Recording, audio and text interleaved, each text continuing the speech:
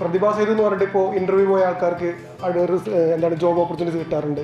അതുപോലെ തന്നെ യൂത്തിന്റെ മിനിസ്ട്രി ഓഫ് യൂത്ത് അഫയേഴ്സിലേക്ക് ജോബ് ഓപ്പർച്യൂണിറ്റീസ് കിട്ടാറുണ്ട്. അതുപോലെ തന്നെ അദാനി ഗ്രൂപ്പിന്റെ ജോബ് ഓപ്പർച്യൂണിറ്റീസ് ഇന്റർവ്യൂ ആൾക്കാർ കിട്ടാറുണ്ട്. അപ്പോൾ UPSC കോച്ചിങ്ങിന് ഒരുപാട് ജോബ് അവന്യൂസ് ഓപ്പൺ ആവാന്നുള്ളത് നമുക്ക് ഭയങ്കര സന്തോഷം തരുന്നൊരു കാര്യമാണ്. കാരണം പണ്ടൊക്കെ ഇതിൽ ഈ പറഞ്ഞിരിക്കുന്ന IAS IPS ആ ഒരു എലൈറ്റ് സർവീസ് മാത്രമേ ഓപ്പർച്യൂണിറ്റീസ് ഉണ്ടായിരുന്നുള്ളൂ. പക്ഷേ ഇപ്പോൾ UPSCക്ക് അത്തരം കോൺട്രിബ്യൂഷൻസ് വരുന്നൊരു നല്ല സ്ട്രാറ്റജിയാണ്. അപ്പോൾ അതിനോട്ടാണ് എനിക്ക് KSന്റെ കാര്യം പറയാനുള്ളത്. പിന്നെ അതുപോലെ തന്നെ KSൽ ഇപ്പോൾ റാങ്ക് അടിച്ചപ്പോൾ നേരത്തെ പറഞ്ഞ പോലെ ഇവരെല്ലാം ലൈഫിലൊരു ഫേസിൽ നിൽക്കുന്നതായിരിക്കും. ഓക്കെ, മൾട്ടിപ്പിൾ പ്രിലിംസ് ചില ഫെയിലായ ആൾക്കാർക്ക് കിട്ടുന്നതായിരിക്കാം, മൾട്ടിപ്പിൾ മെയിൻസ് ഫെയിൽ ആകാൻ കിട്ടുന്നതായിരിക്കാം. പക്ഷെ എന്നിട്ട് പോലും KS പോലത്തെ എക്സാം ക്രാക്ക് ചെയ്യാൻ ക്യാപ്പബിൾ ആയ ആൾക്കാരാണെന്നുള്ളതാണ്. ഇത് കഴിഞ്ഞ വർഷം അങ്ങനെ തരുന്നത്. കഴിഞ്ഞ വർഷത്തെ KS റാങ്ക് ലിസ്റ്റിൽ ഫസ്റ്റ് റാങ്ക് അടിച്ച ആൾ മാത്രമാണ് ഈ പറഞ്ഞ രീതിയിൽ വേറൊരു UPSC ബാക്ക്ഗ്രൗണ്ട് അല്ലെങ്കിൽ പ്രിലിംസ് ഒരു തവണ ക്ലിയർ ചെയ്ത ആൾ അതിന് മാലിന്യ മാത്രമായിരുന്നു.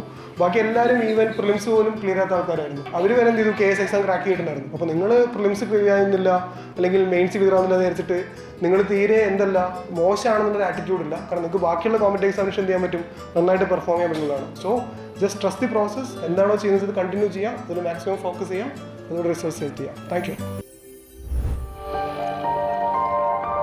Lead IAS, #1 IAS Academy in Kerala.